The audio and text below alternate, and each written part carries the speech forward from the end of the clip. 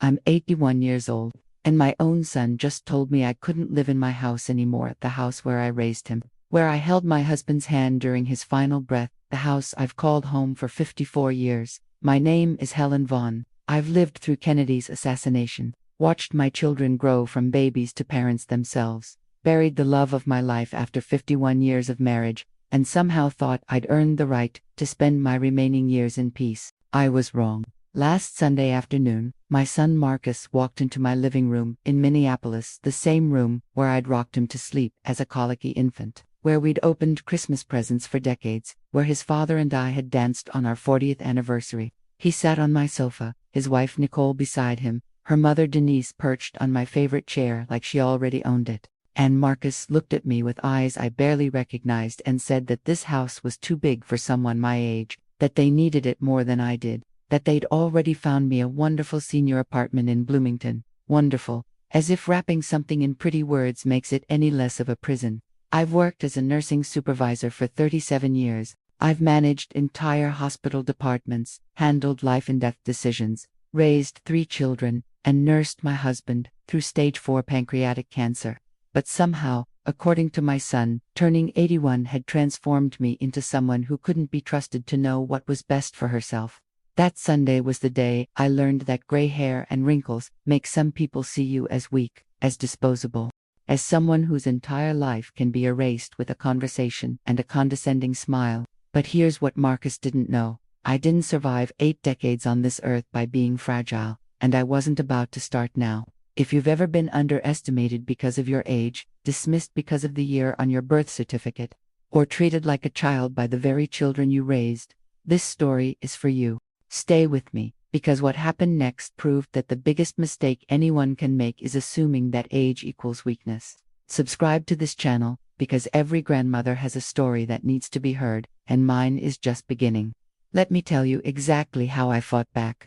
The thing about being 81 is that people think you don't notice things anymore.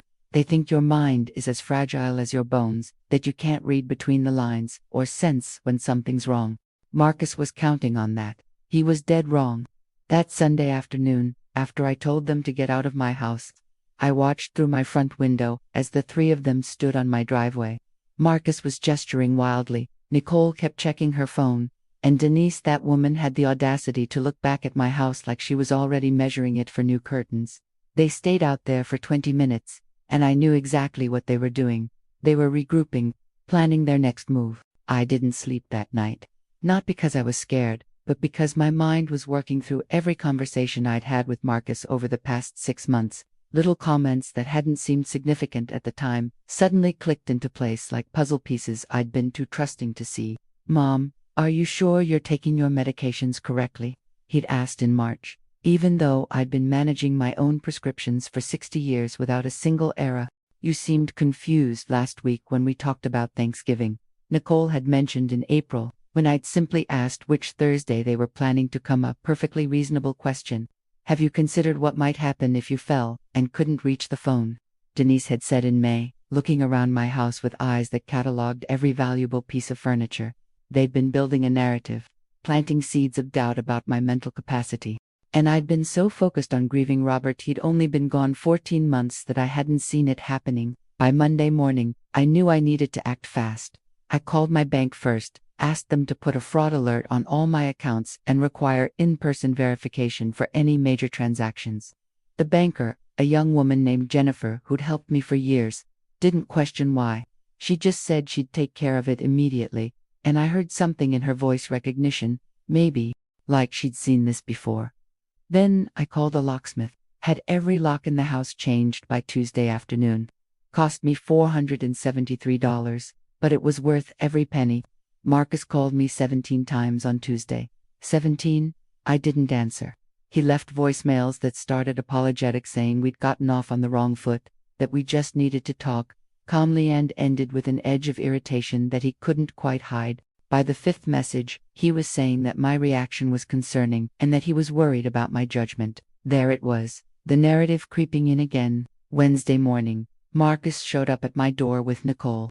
I watched through the peephole as he tried his key. When it didn't work, his face went through a transformation I'd never seen before: shock, then anger, then something calculating.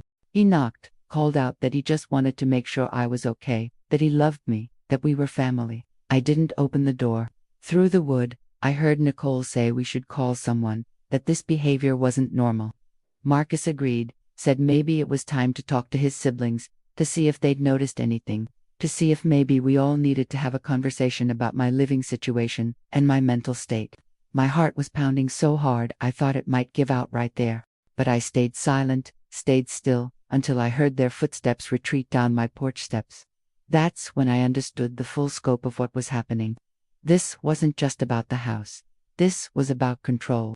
This was about Marcus and his wife deciding that my life, my autonomy, my choices no longer mattered because I'd reached some invisible expiration date in their minds. I thought about calling my other children, my daughter Sarah in Boston, my youngest son James in Seattle. But something stopped me.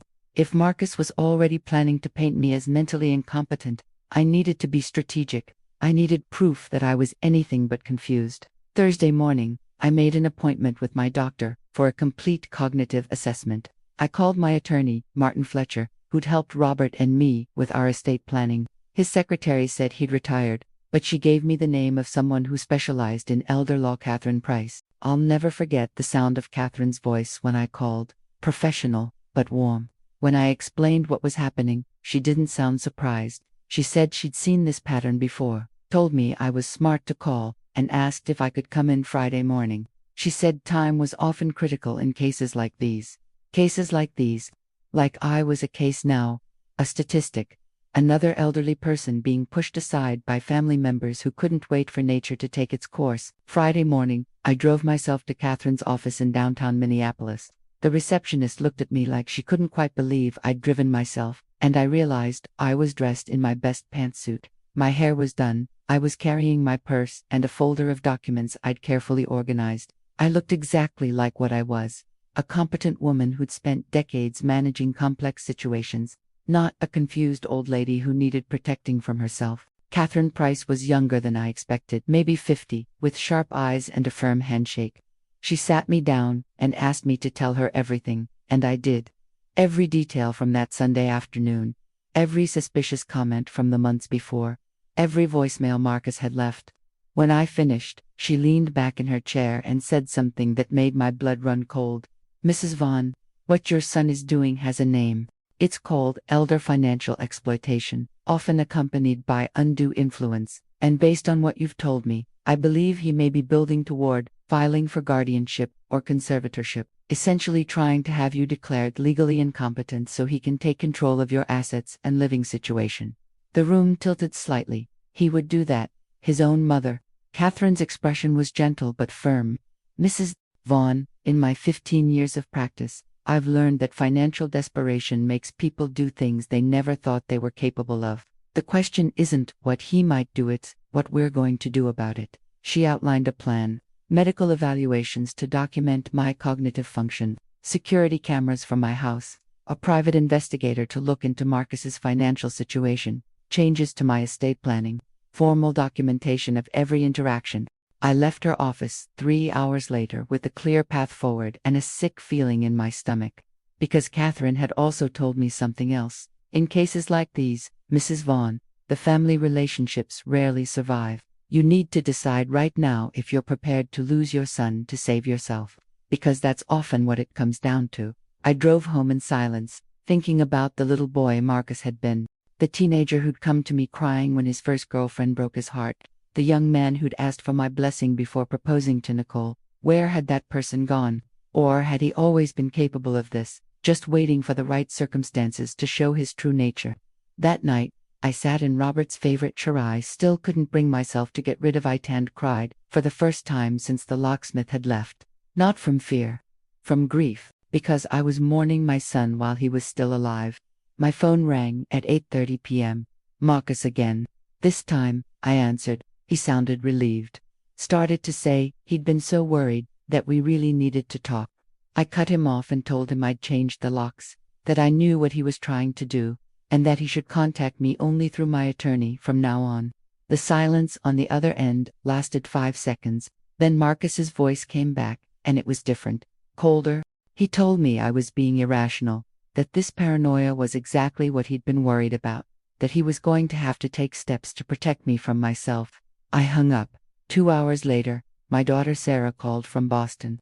Marcus had contacted her, told her he was concerned about my mental state, asked if she'd noticed anything odd in our conversations, said I'd changed the locks and was refusing to see him, that I was making wild accusations, that he thought I might be in the early stages of dementia. Sarah, bless her, asked me point blank what was going on. I told her everything. She listened without interrupting, and when I finished, she said 3 words that made me cry again. I believe you. But then she said something that terrified me. Mom, James called me yesterday.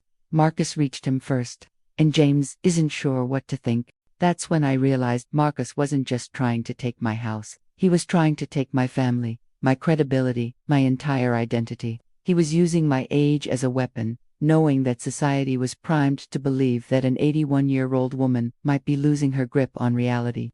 I lay in bed that night, the bed I'd shared with Robert for 5 decades, and made myself a promise. I'd spent my entire career fighting for patients who couldn't fight for themselves. I'd raised 3 children, put myself through nursing school at night, managed hospital departments with 200 employees, and held my husband's hand as cancer took him piece by piece. I wasn't about to let anyone, not even my own son, treat me like I was already dead. The medical evaluations started Monday morning. Catherine had been right. Documentation would be my shield against Marcus's claims. My regular physician, Dr. Patterson, who'd been treating me for 23 years, conducted a complete physical and cognitive screening. She tested my memory, my reasoning, my ability to manage finances and medications. When she finished, she looked at me over her reading glasses and said I was sharper than most 50-year-olds she saw. But Catherine wanted more.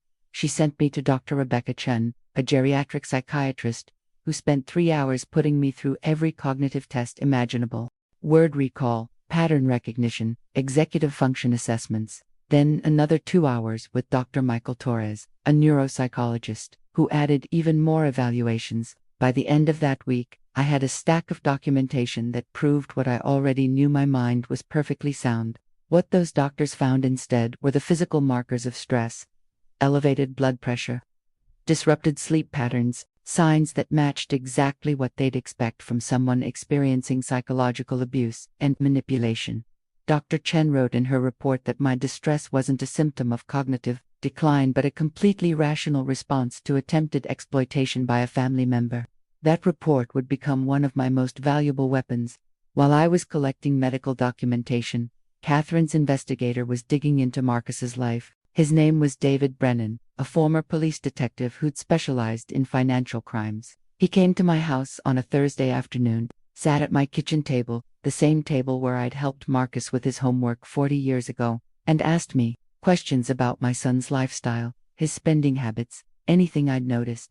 I told him about the new Tesla Marcus had bought last year, the vacation to Turks and Caicos they'd taken in February, Nicole's shopping habits. She'd once mentioned spending $3,000 on a handbag like it was nothing, the private school tuition for their 2 kids that ran $40,000 per child per year. Marcus's job as a pharmaceutical sales rep paid well. I knew that, but even I'd wondered how they afforded their lifestyle. David nodded, took notes, and said he'd be in touch. 10 days later, he came back with a folder that made my hands shake. Marcus and Nicole were drowning in debt.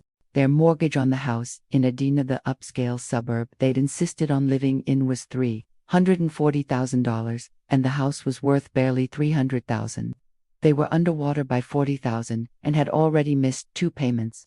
Credit card debt totaled $78,000 across 11 different cards. Student loans. Nicole had gone to law school but never passed the bar exam.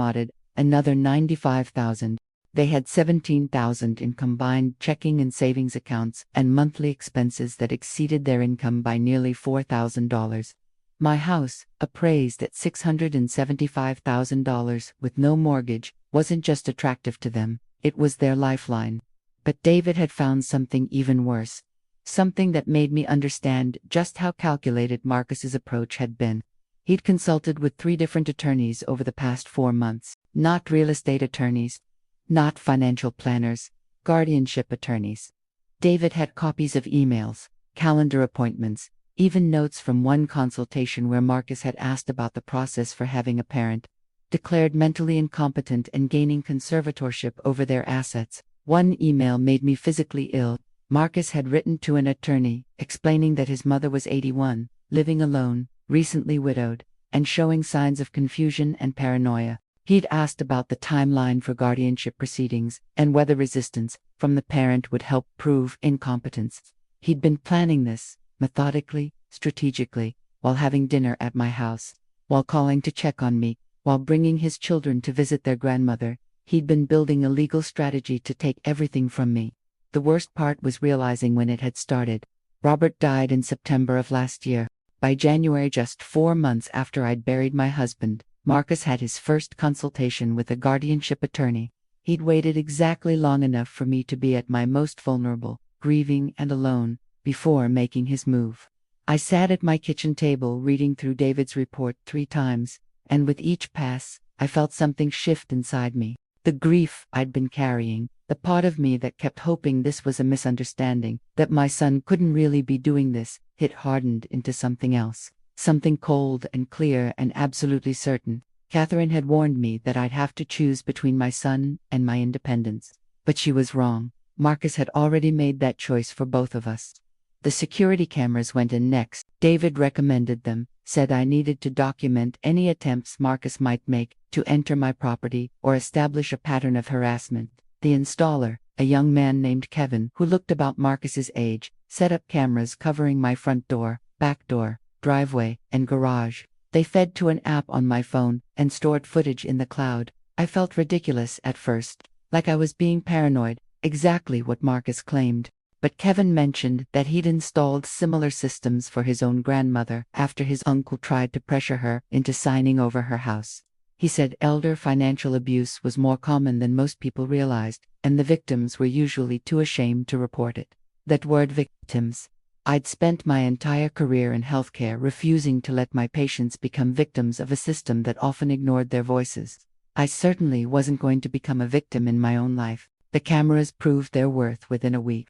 Marcus showed up on a Tuesday afternoon when he knew I usually ran errands. I watched from my phone while standing in the produce section of the grocery store as he walked around my house.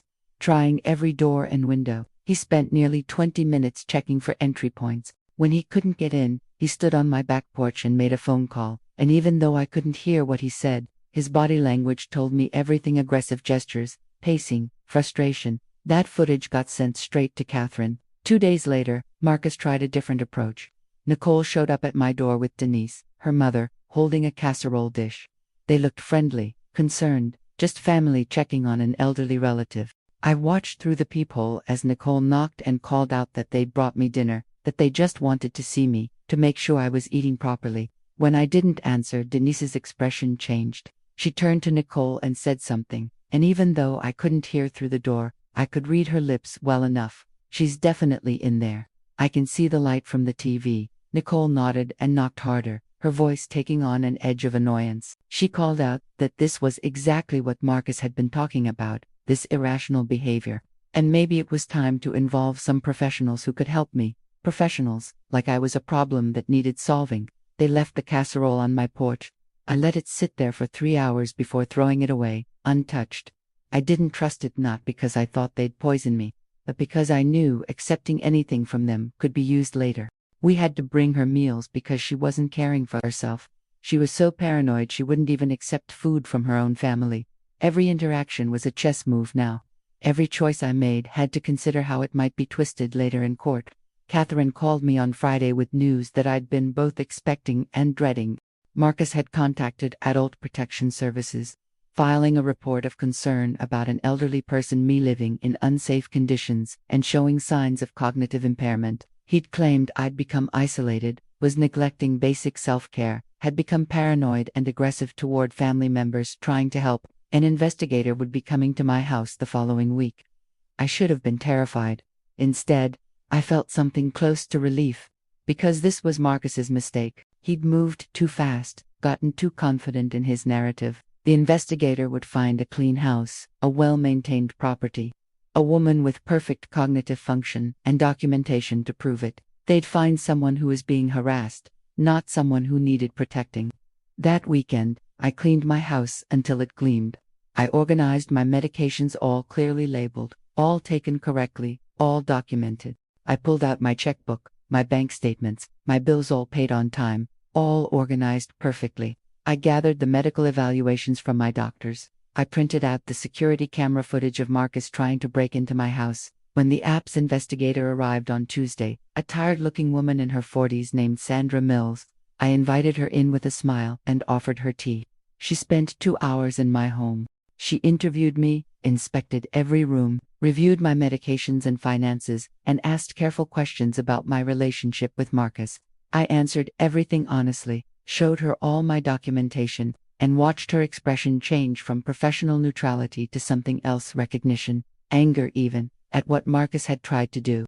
Before she left, Sandra told me off the record that she saw this more than she wanted to. Adult children who couldn't wait for their inheritance, who saw their parents as obstacles instead of people.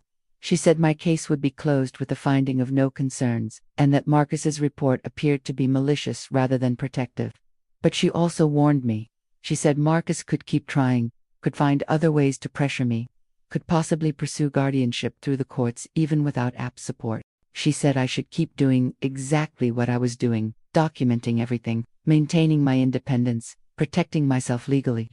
After she left, I sat in my living room for a long time, looking at the family photos on the wall. Marcus at his high school graduation, Marcus and Nicole's wedding, where I'd danced with him and cried happy tears, Marcus holding his firstborn child, my grandson, with such tenderness in his eyes. I'd loved that boy more than my own life. I'd sacrificed for him, supported him, believed in him, and now he was trying to take everything from me because he'd made bad financial decisions, and saw his elderly mother as nothing more than an asset to be liquidated. David Brennan called that evening with one more piece of information. He'd found text messages between Nicole and Denise apparently. Nicole had been careless about backing up her phone to a shared family computer that Denise's younger daughter had access to, and that daughter, who'd apparently never liked Nicole much, had been willing to share them with an investigator. The messages were damning. Nicole and Denise discussing how to convince the old woman to move out, strategizing about using my age and widowhood against me. Denise writing that they just needed to be patient, that at 81, I couldn't have that much time left anyway, so why not speed up the process? Nicole responding that Marcus was handling it, that he'd found lawyers who specialized in this kind of thing. One message from Denise made me close my eyes and breathe deeply. Once she's declared incompetent, Marcus gets full control, the house, the money, all of it. And finally, I can move in and live somewhere decent for once. There it was, the truth beneath all the concern, all the claims about my safety and well-being. Denise wanted my house, Nicole wanted my money to solve their financial crisis.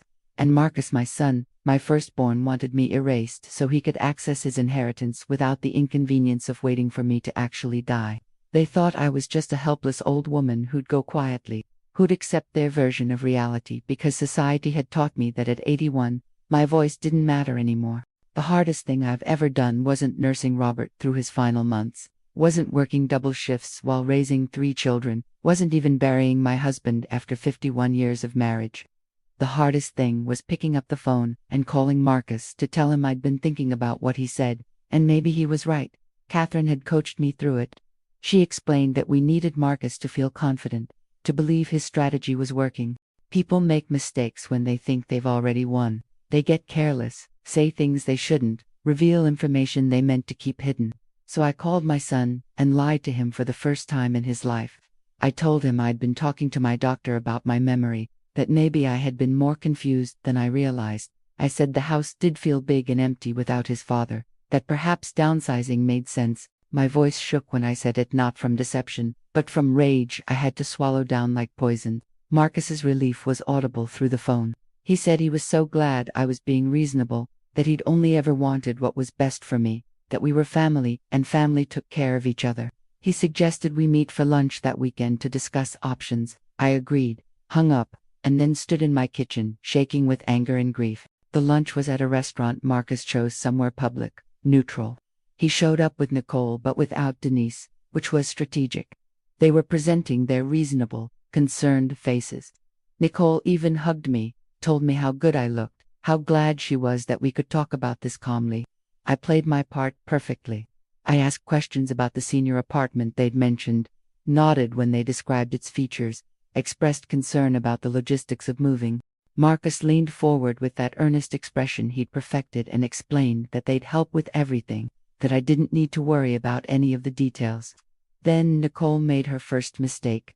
She started talking about the house, about how they'd probably need to do some renovations to make it work for their family, how the master bathroom was outdated and the kitchen needed updating. She was already living in my house in her mind, already tearing down walls and erasing 54 years of my life.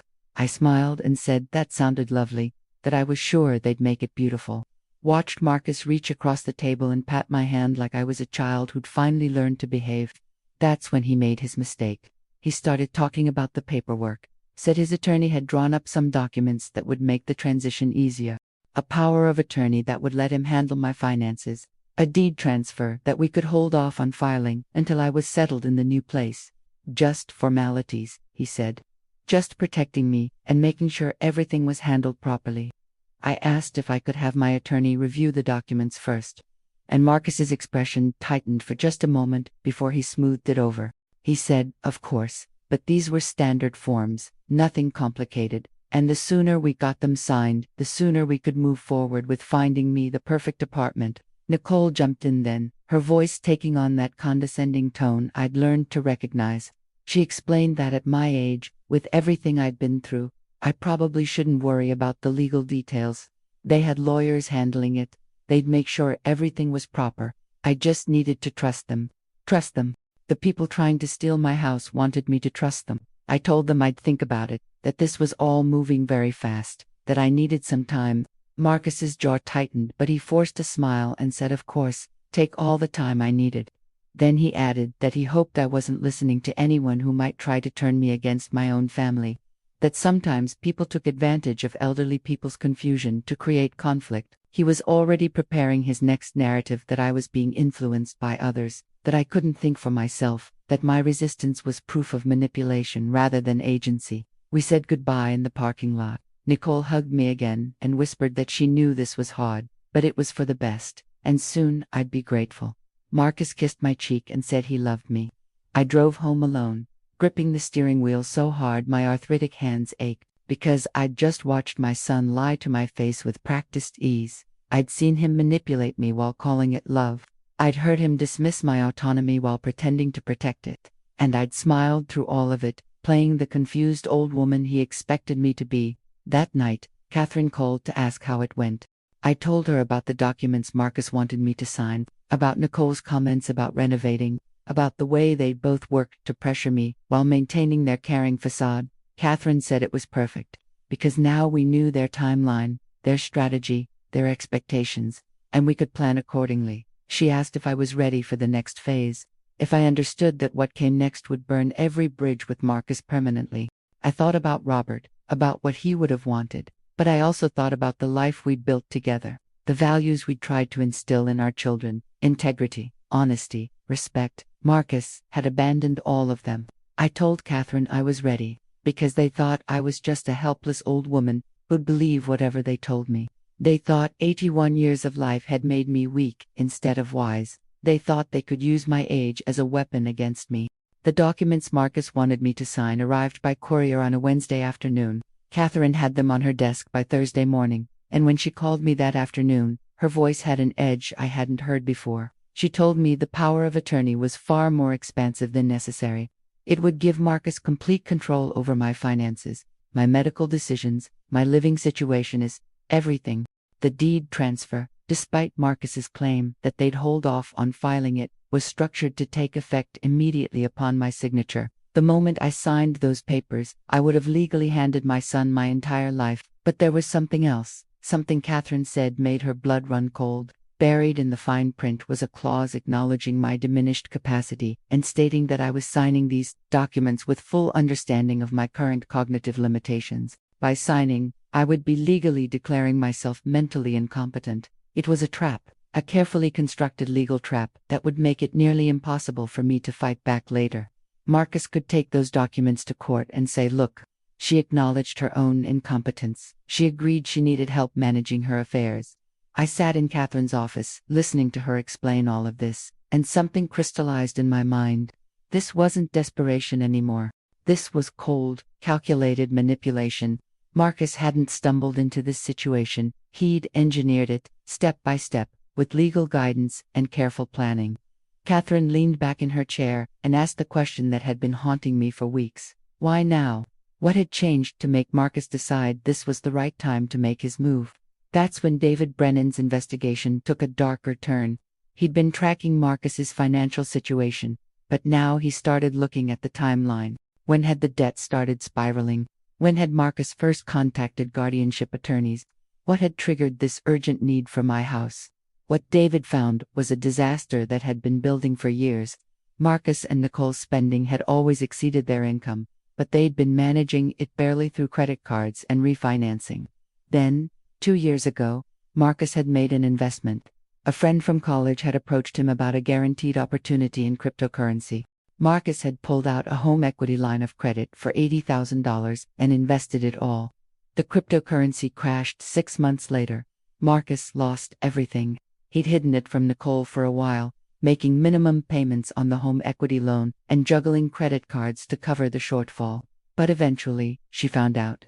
David had found evidence of marriage counseling bills, of Nicole's parents getting involved, of ultimatums and threats of divorce. Denise had apparently been the one to suggest the solution. She'd moved in with them a year ago after losing her own apartment, something about bad credit and eviction. She'd seen my house during family gatherings, she'd done the math, and she'd convinced Marcus and Nicole that the answer to all their problems was sitting right there, in the form of an elderly widow who couldn't possibly need all that space or all that equity. But there was more. David had found emails between Denise and a real estate agent from 8 months ago, 2 months before Robert died. Denise had been asking about property values in my neighborhood, about how quickly houses sold, about whether a family transfer would be easier than a traditional sale. She'd been planning this before Robert was even gone. She'd been circling my life like a vulture, just waiting for the right moment to strike. The marriage counselors, notes David had ways of obtaining things that I didn't ask about, showed that Nicole had been adamant about 2 things. She would not lose her lifestyle, and she would not let her mother end up in low-income senior housing. Marcus had apparently promised her he'd fix everything, that his mother wouldn't be a problem. I sat in my kitchen reading through David's updated report, and I felt something I hadn't felt in decades: hatred. Pure, clean hatred for what they'd tried to do, not just to my finances or my property, but to my dignity, to my memory of Robert, to the years we'd spent building this life. But hatred is a luxury you can't afford when you're fighting for your survival. Catherine had taught me that, so I channeled it into something more useful: strategy. We needed more than just proof of their debt and their planning. We needed proof of malicious intent. We needed them to show their true faces. Catherine suggested a meeting, a formal mediation in her office, with everyone present: Marcus, Nicole, their attorney if they wanted one, Sarah and James on video conference, and Catherine's associate as a witness. Everything recorded, everything documented. I would come to that meeting, appearing cooperative, open to discussion, and we would let Marcus and Nicole believe they were about to get exactly what they wanted. Catherine explained that in her experience, people who were trying to exploit elderly family members almost always made the same mistake. They got so close to their goal, so confident in their narrative, that they dropped their masks. They said things out loud that they should have kept quiet. They revealed their true motivations. All we had to do was give them enough rope. I called Marcus that evening and told him I'd reviewed the documents with my attorney, and she'd suggested we all sit down together to discuss the arrangements. I said I wanted Sarah and James involved too, since this affected the whole family. Marcus hesitated, could hear the calculation in the silence, but then agreed. He probably figured that more witnesses to my cooperation would only strengthen his position later. We set the meeting for the following Tuesday. Catherine spent the weekend preparing. She had David create a comprehensive financial analysis of Marcus and Nicole's situation. She compiled all the medical evaluations proving my cognitive competence. She organized the security footage, the text messages between Nicole and Denise, the evidence of Marcus's consultations with guardianship attorneys. But she wouldn't show any of it at the beginning. First, we'd let Marcus talk, let him present his version of reality, let him explain to my other children why their mother needed to be removed from her home. Sarah flew in from Boston on Monday night. She stayed at a hotel, not wanting to risk encountering Marcus. When she came to my house that evening, she held me for a long time without speaking. Then she pulled back and looked at me with tears in her eyes and told me she was so sorry, that she should have seen this coming, that she'd noticed Marcus's financial stress, but never imagined he'd do something like this. I told her what I'd learned over these terrible weeks, that you can't predict when someone will cross a line until they do it, that sometimes the people who hurt us most are the ones we never saw coming. James called from Seattle that night. He was still struggling with the situation, still wanting to believe there was some misunderstanding. He asked if maybe Marcus really was just worried, if maybe we were misinterpreting his intentions. I didn't get angry with James. I remembered being that hopeful once, that unwilling to believe the worst of people I loved.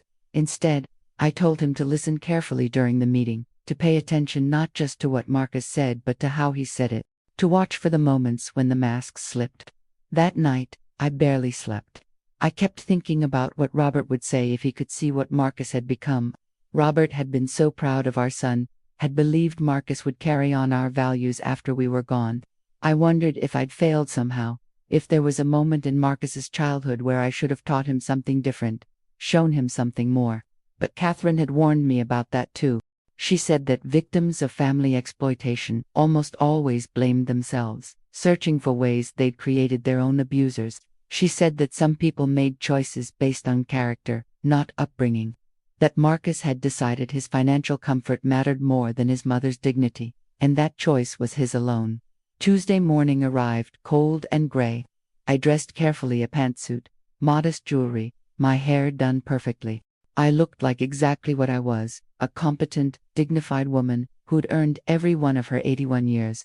When I walked into Catherine's conference room at 10 a.m., Marcus and Nicole were already there with an attorney I didn't recognize.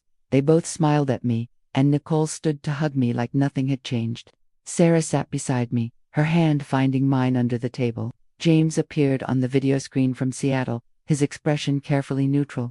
Catherine opened the meeting by explaining that we were there to discuss my living situation and future care planning, and that everything would be recorded for clarity. Marcus nodded, his expression appropriately serious and concerned.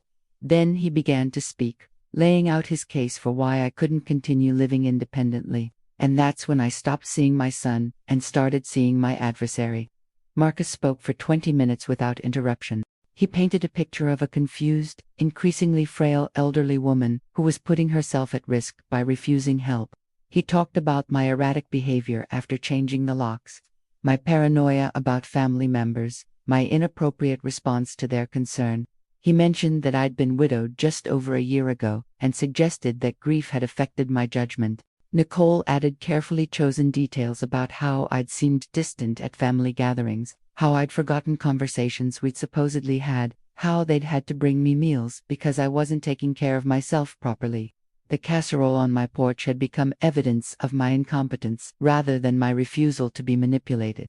Their attorney chimed in occasionally, using phrases like, in the client's best interest and protecting Mrs. Vaughn's welfare. He suggested that a voluntary transition now would be easier than waiting until a crisis forced the issue.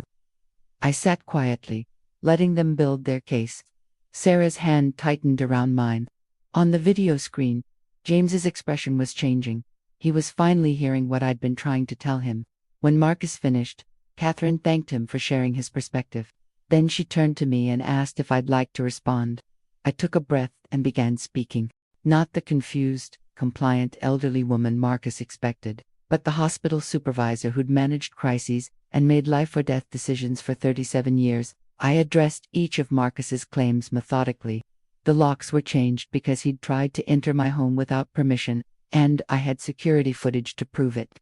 My paranoia was actually a rational response to his consultations with guardianship attorneys before ever speaking to me about concerns. The forgotten conversations Nicole mentioned had never happened, and I had detailed notes to prove it. Then I nodded to Catherine, who began laying out documents on the conference table. First, the medical evaluations.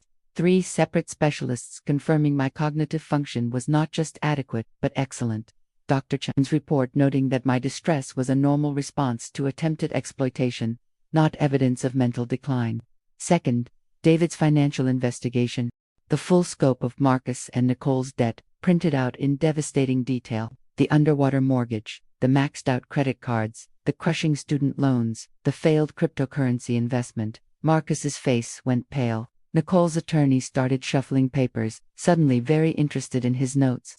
Third, the timeline. Marcus's consultations with guardianship attorneys, starting just 4 months after his father died, the dates matching perfectly with his financial situation reaching critical mass. Fourth, the security footage. Marcus trying every door and window of my house. Nicole and Denise on my porch, their expressions changing from concern to frustration when I didn't answer.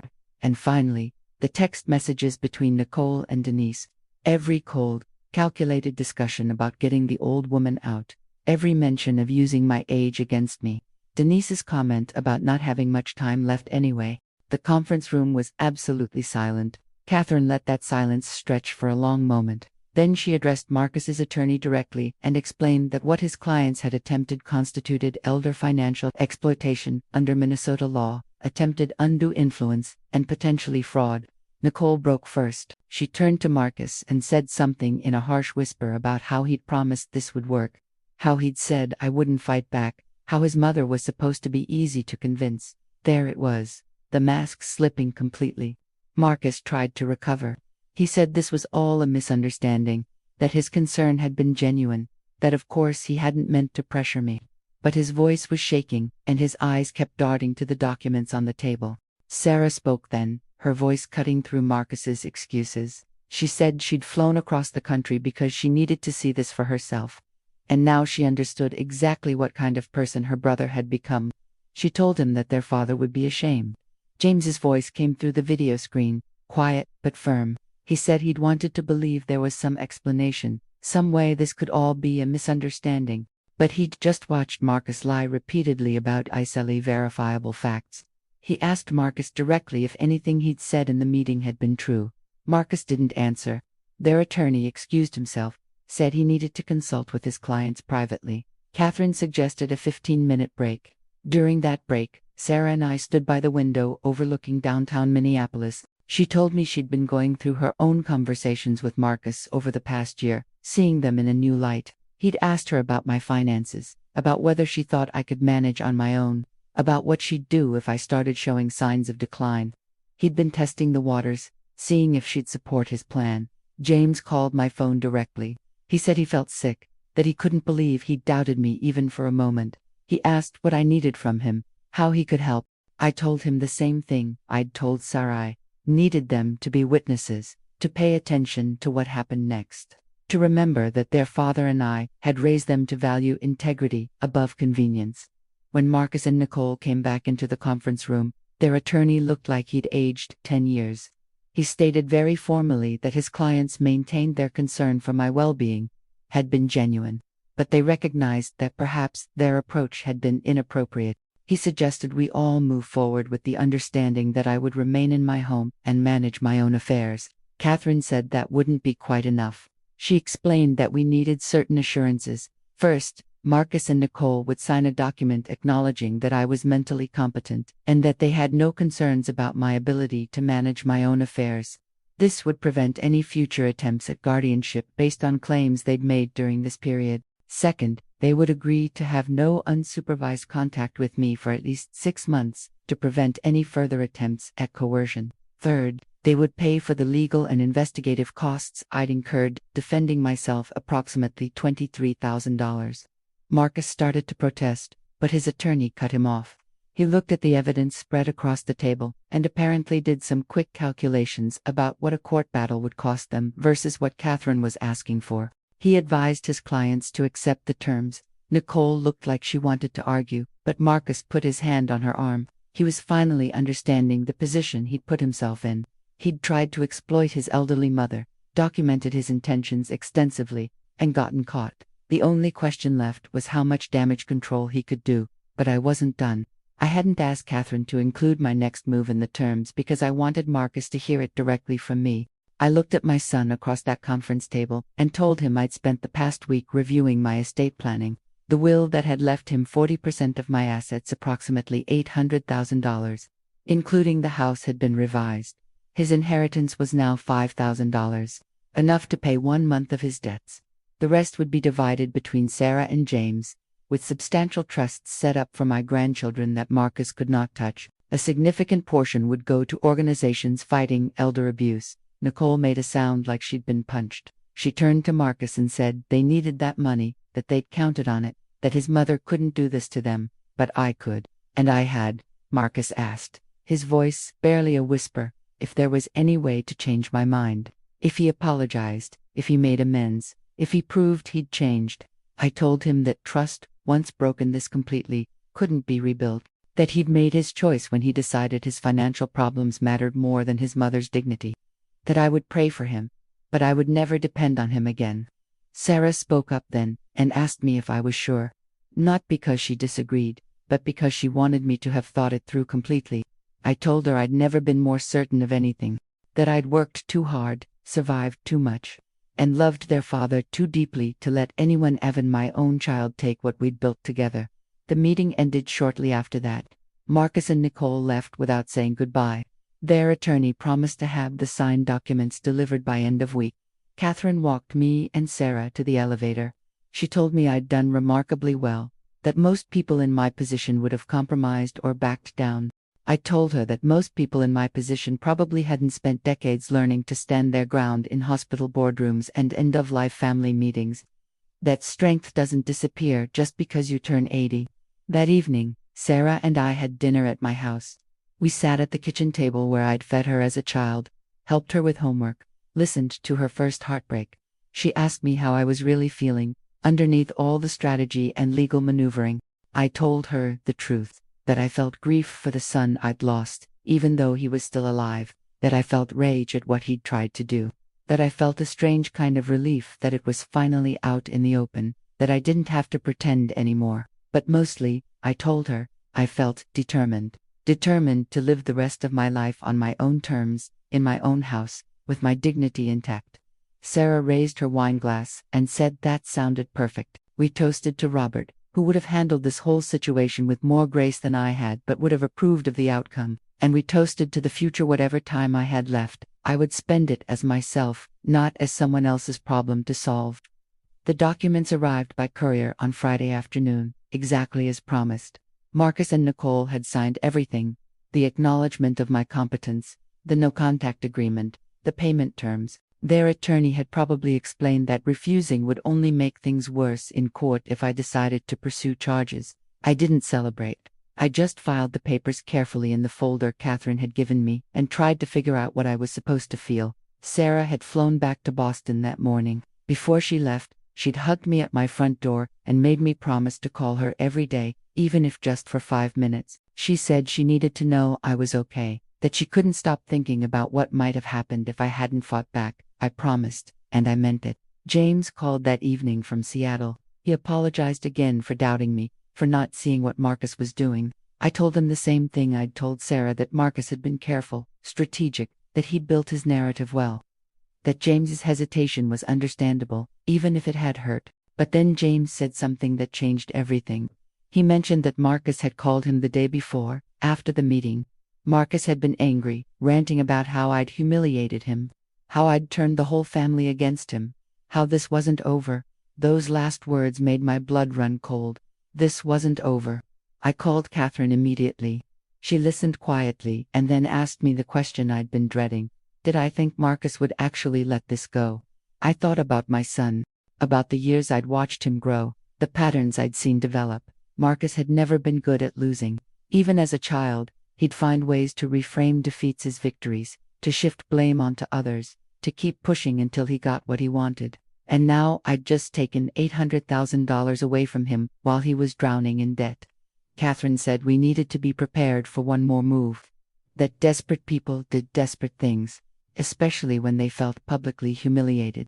She asked if I'd considered what Marcus's next play might be. I had. I'd been thinking about it constantly. Marcus couldn't pursue guardianship. Now we had too much documentation proving my competence and his malicious intent.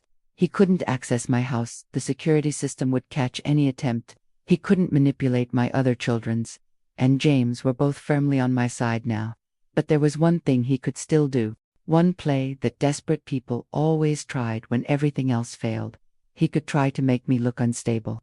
create situations that would make my competence questionable, manufacture evidence that I was dangerous to myself or others.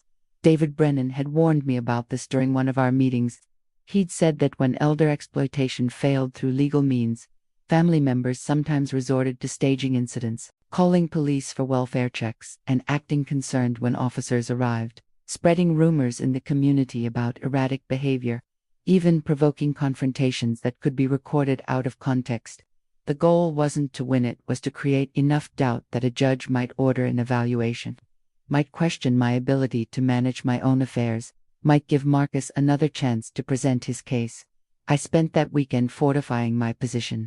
I contacted my neighbors, people I'd known for decades, and explained the situation in general terms. I told them that my son and I were having a dispute, that he might make claims about my well-being, and that I wanted them to know I was perfectly fine and managing well. Mrs. Chen next door, who was 73 herself, understood immediately.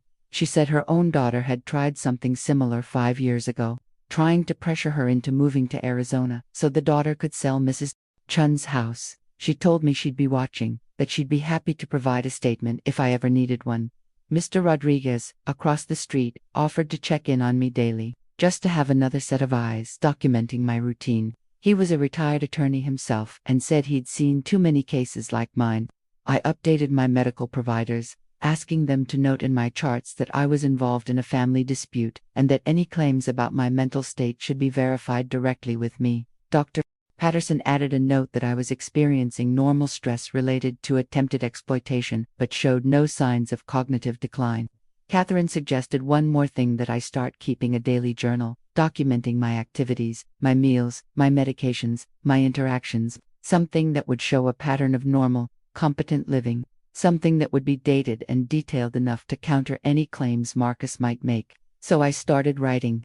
Every morning, I recorded what time I woke up, what I ate, what I did that day, who I talked to, how I felt. It was tedious, but it was armor. 2 weeks passed quietly. Marcus made no contact. Nicole's social media went silent. David was still monitoring it loosely. I started to wonder if maybe I'd been paranoid, if maybe Marcus really had given up. Then, on a Tuesday morning, I found a note taped to my front door. It was from Adult Protection Services.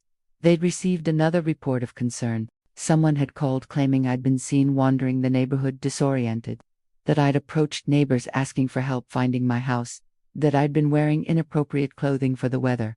None of it was true, but someone had called it in, and now APS was required to investigate again. The investigator who came, a different woman this time, younger, was professional but clearly skeptical of yet another report about the same person. I showed her my daily journal, my calendar of activities, my medical records. I walked her next door to Mrs. Chen, who confirmed I'd been perfectly normal every time she'd seen me. The investigator closed the case within an hour, noting that the report appeared to be malicious.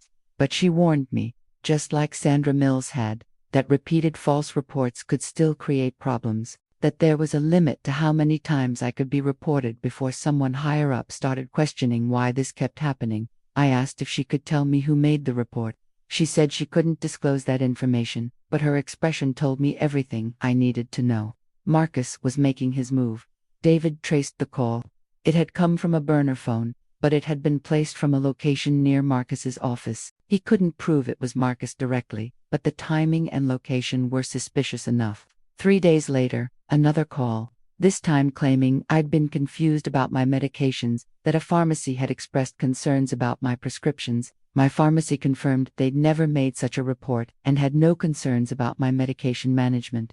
Another investigation, another clearance, another note in my growing file of harassment documentation. Catherine said we had 2 choices. We could wait for Marcus to make a mistake big enough to pursue legal action, or we could force his hand by confronting him directly. I chose the second option.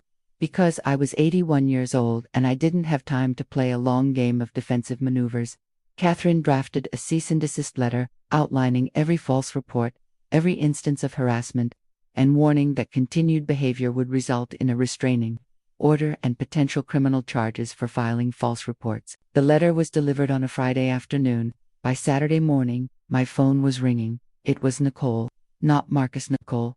Her voice was shaking, and for a moment I thought she might be calling to apologize. But then she started talking, and I realized this was something else entirely.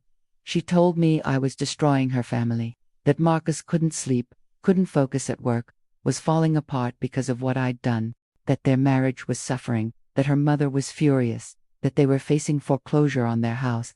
She said I had the power to fix all of this, that all I had to do was reinstate Marcus's inheritance and everything could go back to normal. She actually said that, back to normal. Like there was any universe where we could pretend this hadn't happened. I told Nicole that Marcus had destroyed his own family when he decided to exploit his mother, that the consequences he was facing were the direct result of his choices, that I was sorry she was suffering, but I would not be manipulated into rescuing them from problems they'd created. Nicole's voice turned cold. She said I'd regret this, that I'd lost my son forever, that when I was dying alone in that big house I'd remember this conversation and wish I'd been more forgiving. I hung up on her. My hands were shaking not from fear, but from the sheer audacity of trying to guilt an 81-year-old woman into funding their lifestyle. That night, I couldn't sleep. I kept thinking about Nicole's words, about dying alone, about whether I was being too harsh, too unforgiving, about whether Robert would have handled this differently. But then I thought about the text messages, the consultations with attorneys about declaring me incompetent, the systematic plan to take everything from me, and I remembered that forgiveness doesn't mean letting people destroy you. Sunday morning, I went to church for the first time since Robert's funeral. I'd stopped going after he died because it hurt too much to sit in our usual pew alone, but that morning, I needed to be somewhere that reminded me of who I was, of the values Robert and I had shared. Father Tom, who'd known us for 30 years, sought me out after the service. He asked how I was doing, said he'd heard I was going through some family difficulties. Someone, probably Marcus, had been spreading his version of events through our church community. I told Father Tom the truth, all of it. When I finished, he was quiet for a long moment. Then he said something I needed to hear, that honoring thy father and mother didn't mean allowing your children to dishonor you, that protecting myself wasn't the same as being unforgiving, that strength and faith could coexist. I drove home feeling lighter than I had in weeks. When I pulled into my driveway, Mrs. Chen was outside watering her flowers. She waved and called out that she'd seen a car parked down the street several times over the weekend, just sitting there. A dark sedan with someone inside who seemed to be watching my house. The fear came rushing back. But this time, it brought something else with it: clarity. Marcus wasn't going to stop. He was going to keep pushing, keep testing, keep looking for any opportunity to undermine me, and I was done playing defense. It was time to end this permanently. Catherine had been preparing for this moment since our first meeting. She'd known, even before I did, that people like Marcus rarely backed down until they were forced to face real consequences. Now, it was time to force that confrontation. She scheduled what she called a final resolution meeting for the following Friday. But this wasn't going to be in her office. This was going to be somewhere Marcus couldn't control, couldn't walk away from, somewhere with witnesses who mattered. Catherine had connections with the Minnesota Board on Aging, with my permission. She'd been documenting my case as part of their ongoing research into elder financial exploitation. They wanted to use situations like mine to train professionals, to show patterns of abuse, to help other elderly people recognize the warning signs. The meeting would be at their offices, with board members present, a court reporter documenting everything, and the option to refer the case directly to the county attorney's office for criminal charges if warranted. Marcus didn't know any of this when he received the invitation. Catherine's letter simply stated that there were outstanding issues that needed to be resolved, and that his attendance was strongly recommended to avoid further legal action. She didn't tell him who else would be present. She wanted him to walk in unprepared. I spent that week feeling like I was standing on the edge of something irreversible. Sarah called every day, asking if I was sure I wanted to do this, reminding me that once we crossed this line there was no going back. James said the same thing, that even though he supported me completely, he wanted me to be certain. I was certain, because I'd realized something important during those sleepless nights. This wasn't just about protecting myself anymore. It was about protecting every other elderly person whose family might try the same thing. It was about showing that we weren't easy targets just because we'd lived long enough to accumulate assets and vulnerabilities. Friday morning arrived cold and bright. I dressed in my best suit, navy blue, the one I'd worn to Robert's funeral. I wanted to look like what I was, A woman who'd earned her dignity through decades of hard work and wasn't going to let anyone take it from her. Catherine picked me up at 9. During the drive downtown, she reviewed what would happen. The board members would ask me to describe what had occurred. Then Marcus would have a chance to respond. Then Catherine would present all the evidence we'd gathered. The board would make a determination about whether the case met the legal definition of attempted exploitation and whether they recommended criminal prosecution. When we walked into the conference room on the 8th floor of the county building, I saw Marcus and Nicole already seated at the far end of a long table. Nicole's face was carefully neutral, but Marcus looked angry. His jaw was tight, his hands clenched on the arms of his chair. Then he saw the other people in the room, 3 board members, 2 women and a man, all looking to be in their 60s or 70s. A court reporter setting up her equipment, David Brennan standing against the back wall, and a woman in a dark suit who Catherine introduced as an assistant county attorney, present as an observer. Marcus's expression shifted from anger to something closer to panic. He leaned over to whisper to Nicole, but she was staring straight ahead, her face pale. The chairwoman of the board, a woman named Margaret Lindstrom, who'd introduced herself to me before Marcus arrived, called the meeting to order. She explained that they were convened to investigate allegations of elder financial exploitation and to determine appropriate actions. Then she turned to me and asked me to describe, in my own words, what had happened. I took a breath and began. I told them about that Sunday afternoon when Marcus had walked into my house and told me I couldn't live there anymore. I described the months of manipulation leading up to it, the comments about my mental state, the systematic undermining of my confidence. I explained about the documents Marcus had wanted me to sign, about the guardianship attorneys he'd consulted, about the false reports to Adult Protection Services. I spoke for 20 minutes, my voice steady, hitting every detail Catherine and I had rehearsed. When I finished, the room was silent. Margaret thanked me and turned to Marcus. She asked if he'd like to respond to my statement. Marcus had apparently decided his best strategy was righteous indignation. He said that everything he'd done had been out of genuine concern for my welfare, that I was twisting his words and his intentions, that yes, he'd consulted attorneys about options for elderly care because he was worried about me living alone, that the documents were meant to protect me, not exploit me, that my reaction to his concern changing the locks, cutting off contact, hiring investigators was exactly the kind of paranoid behavior that had worried him in the first place. It was a good performance. He sounded sincere, even hurt. If I hadn't known the truth, I might have believed him. But Margaret Lindstrom had heard this speech before. I could see it in her expression, a kind of weary recognition. She let Marcus finish, thanked him politely, and then nodded to Catherine. Catherine stood and began laying out evidence. She used a projector to display documents on the wall, financial records, showing Marcus and Nicole's debt, emails from Marcus to guardianship attorneys that predated any supposed concern about my welfare, the text messages between Nicole and Denise discussing how to get the old woman out. Marcus's face went from confident to ashen as each new document appeared. Nicole was crying silently, mascara running down her face. Then Catherine showed the security footage. Marcus trying my doors and windows, the timeline of false reports to Adult Protection Services matching exactly with our legal confrontations, the burner phone records David had obtained showing calls to apps coming from near Marcus's workplace. One of the board members, a man named Richard Chen, asked Marcus directly if he'd made those calls. Marcus stammered that he didn't remember, that maybe he'd been concerned and didn't realize the reports were being taken so seriously. Richard looked at him with an expression of pure disgust. He said that filing false reports with apps was a crime, that it wasted resources meant to protect vulnerable people, and that it was one of the cruelest things someone could do to an elderly family member, using the system designed to protect them as a weapon against them. The assistant county attorney spoke for the first time. She asked Catherine if she had documentation of all the false reports. Catherine handed her a folder. The attorney flipped through it, her expression hardening with each page. Then Margaret asked me the question I'd been dreading and anticipating. She wanted to know what outcome I was seeking. Did I want to press charges? Did I want a restraining order? What would resolution look like for me? I looked at Marcus across that table, at my firstborn son, who I'd loved more than my own life, who I'd sacrificed for and believed in and trusted. And I told him what I'd decided.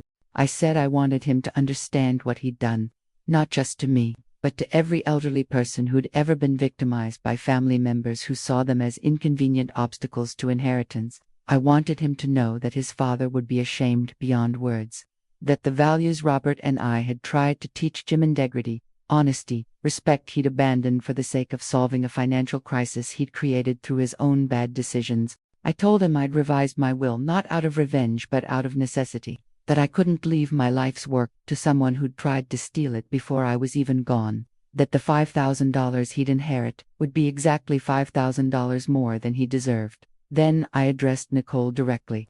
I told her I understood she was suffering, that their financial situation was dire, that losing the house was painful. But I said that her willingness to exploit an elderly woman to use my age and my grief as weapons against me revealed a character flaw that no amount of money could fix. Nicole broke down completely then, sobbing that she was sorry, that she'd never wanted any of this, that Marcus had promised it would be easy and no one would get hurt.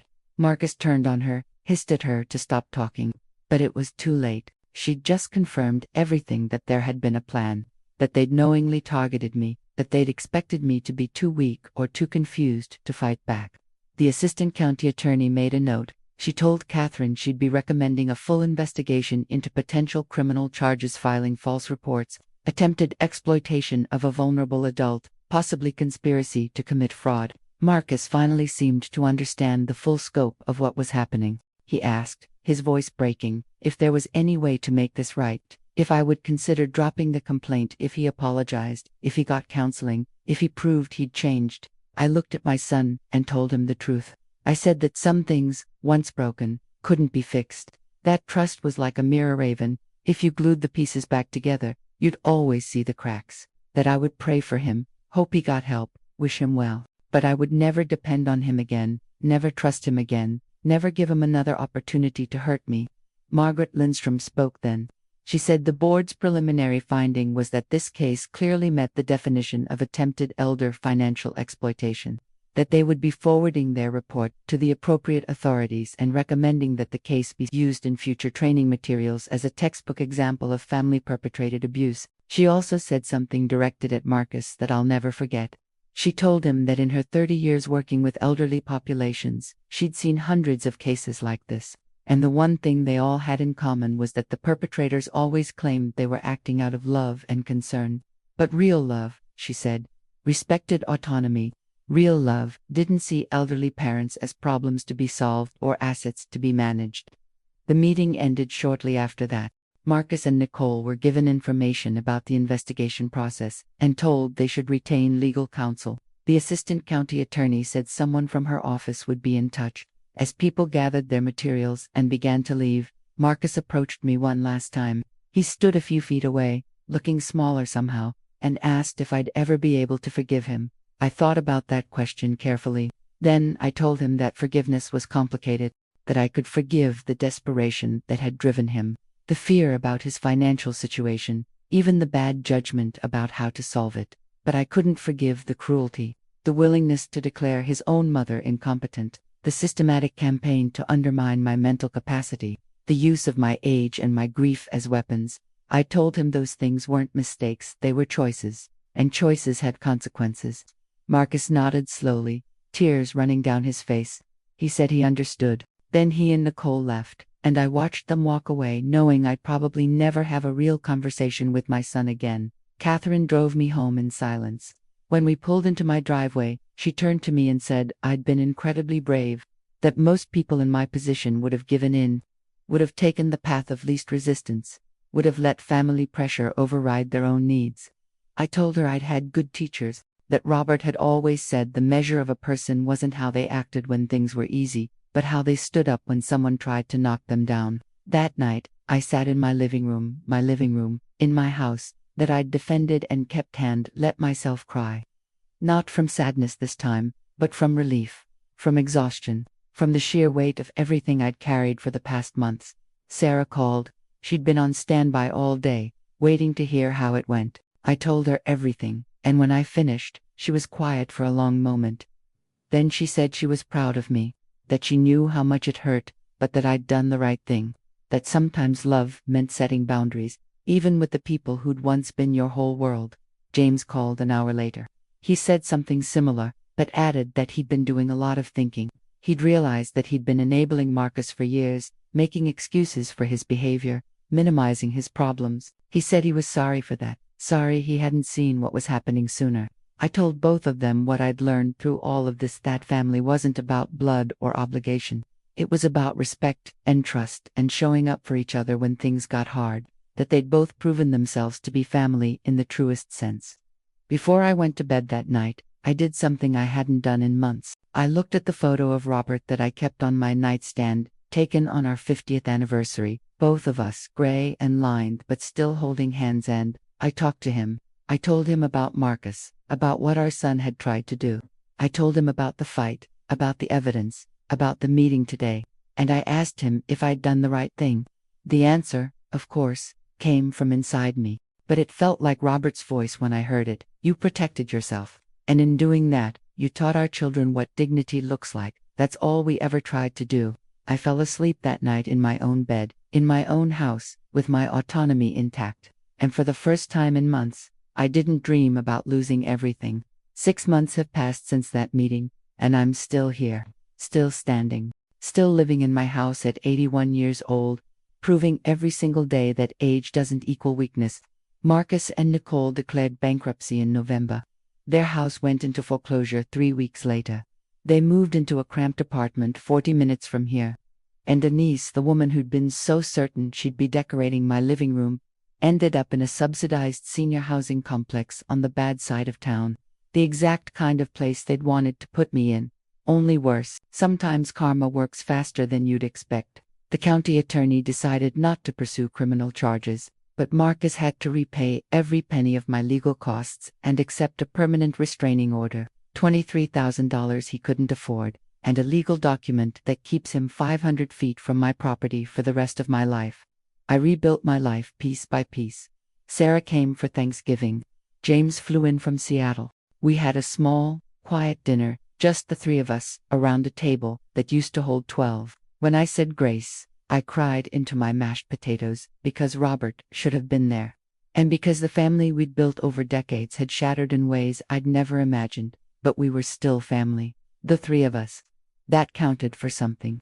The Minnesota Board on Aging asked me to speak at training sessions for social workers and investigators.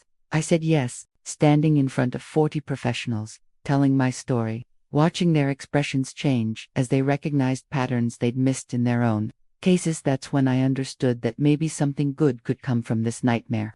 A reporter from the Star Tribune wanted to interview me for a feature on elder exploitation. I thought about it for 3 days. Thought about the exposure and the judgment in my grandchildren reading about their father's crimes. But then I thought about all the elderly people out there, right now being manipulated by family members who assume they're too old to fight back. I did the interview, used my full name, front page, Sunday edition. The headline read, "At 81, Minneapolis woman fights son's attempt to seize her home and wins." My phone rang for 2 weeks straight. Strangers sent letters. Neighbors who'd never said a word suddenly claimed they'd always known something was wrong with Marcus. But the call that mattered came from my grandson, Tyler, Marcus's oldest boy, 19 now, asking if he could visit. We sat in my living room, the same room where his father had tried to take everything from me. And Tyler apologized for things that weren't his fault. I told him he wasn't responsible for his father's choices, that he could be his own person, make his own decisions about who he wanted to be. He asked if he could still be part of my life. I said yes, because my grandchildren didn't deserve to lose their grandmother because their father had lost his way. Tyler visits every few weeks now, helps with yard work, fixes things around the house, drinks coffee with me, and talks about college. He never mentions Marcus unless I ask, and I rarely ask. Some wounds need distance to heal. I joined a support group for elder abuse survivors, sitting in a circle with people who understood, who'd experienced the same betrayal, the same manipulation, the same shame, helped me heal in ways legal victories never could. There was Dorothy, whose daughter stole $100,000, Frank, whose son forged a reverse mortgage, Patricia, whose grandson held her hostage in her own home. We shared our stories. We celebrated small victories. And slowly, week by week, I learned that moving forward didn't require forgiving Marcus. It just required deciding that my remaining years would be lived on my terms. I'm 81 years old. I volunteer now with an organization that helps elderly people protect themselves from family exploitation. I speak at community centers and senior groups. I tell my story over and over because every time I do, someone comes up afterward and says they recognize the warning signs in their own life, that they didn't realize it had a name, that they thought they were alone. They're not alone. None of us are. I still live in this house, the house where I raised 3 children, where I loved Robert for 51 years, where I held his hand during his final breath. Marcus bet that an old woman would be easy to intimidate, easy to manipulate, easy to erase. He forgot that to survive 81 years in this world, you have to be made of something stronger than people expect. You have to learn when to bend and when to stand firm. You have to know your own worth even when everyone around you tries to convince you that your time has passed. My time hasn't passed. I wake up every morning in my own bed, in my own house, making my own decisions. I see my grandchildren on my terms. I manage my own finances, my own health, my own life. And when my time does come, when I finally close my eyes for the last time and go to meet Robert wherever he's waiting, it will be in this house, on my terms, with my dignity intact. If you're watching this and you're being pressured by family, being told you're too old to understand, being manipulated out of your autonomy, know this: you are not confused, you are not paranoid, you are not too old to fight back. I'd love to hear from you in the comments below. Tell me what city you're watching from. Tell me your story if you feel comfortable sharing it. And please, subscribe to this channel, because every grandmother has a story that needs to be told, and we're just getting started. Age gave me wisdom, experience gave me strength, and nobody, not even my own son, gets to take that away from me.